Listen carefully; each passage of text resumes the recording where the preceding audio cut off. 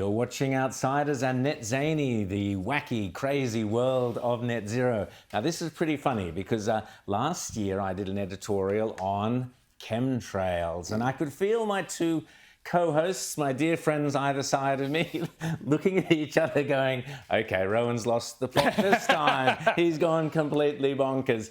But, as always, I say, what's a conspiracy theory on Outsiders? Just give it a matter of time and it becomes the truth. Here we go. In Britain this week, I couldn't believe it. They have announced, the British government has announced they're spending £50 million on experiments to dim the sun using chemical trails in the air to combat climate change. You couldn't make it up, but they're doing it. Britain? What country?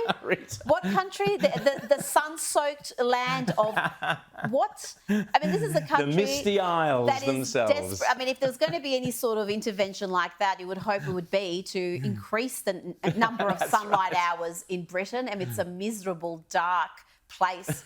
Like about, what, 11 and a half months of the year. So why would you want to dim the sun in the UK? This to fight climate change. Yeah, there it is. There it is. But I mean, also, isn't there just sort of...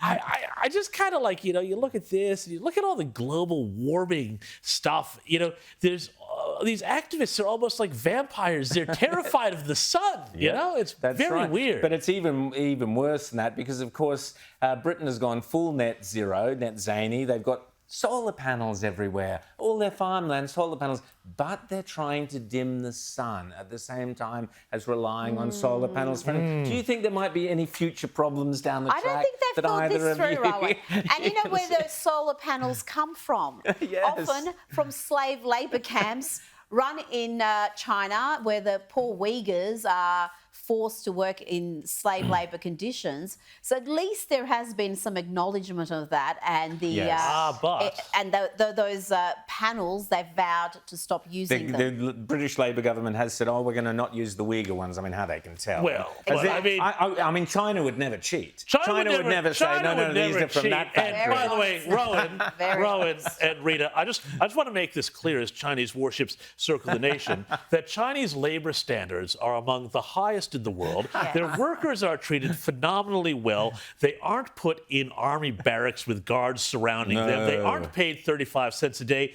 These workers are treated like princes. But there was a controversy, though, recently in the New South Wales Upper House because they did kind of find that some of the big new renewable buses that have, batteries and everything like that, well, like some of the batteries and some of the components, they also came from slave labor. So just a little bit of uncomfortableness there for the Minns government, although that all kind of got, swept under the Turkish rug. It did. We've got people talking about reparations, about slavery that happened hundreds of years ago that has affected nobody living today. But when we've got modern-day slavery in practice, people just turn a blind eye. The same people will be sitting on their iPhone going, we've got to get slavery, reparations for the slave trade, using the iPhone that is built by slaves. I'll give you a better example of that. You're going to have people out there who are all like, I've got to sell my Tesla because Elon Musk is supporting a fascist dictator, and then go buy a car from communist China. Like, that's how ridiculous it is. Well, as I've often said, there is a very strong competition between who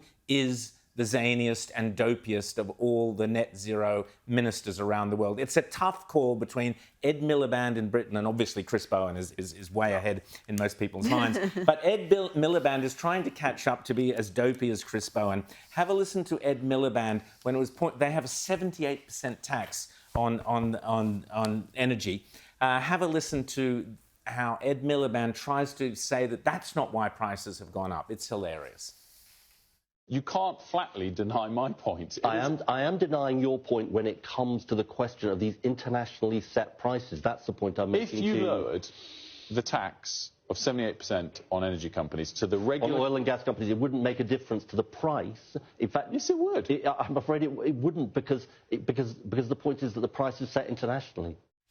Oh, What? This dear buffoon me. thinks that taxes are irrelevant. This is just like Chris Bowen, These who keeps people- on going and saying, oh, the reason why your power bills have gone up $1,300 is because Putin invaded Ukraine. That's it. And like That's there was it. a spike in energy prices, and then it came back down. And in fact, actually, petrol prices are pretty low right now. I know if last time you filled up. These people are economically illiterate, whether they're in Australia, the UK, anywhere. Anyone advocating for these economy-destroying policies is either a simpleton or lying. There are no other options. And this is one of these easy things, again, I keep coming back to it. Sorry, but like, you know, along with getting out of net zero and all that, if they simply said, we're going to get rid of the capacity mechanism, you know, that puts that tax on the 100 biggest emitters, that would have been a huge unleashing of wealth and of income generation and of lower prices that everybody would have understood very quickly because it acts as a de facto carbon tax.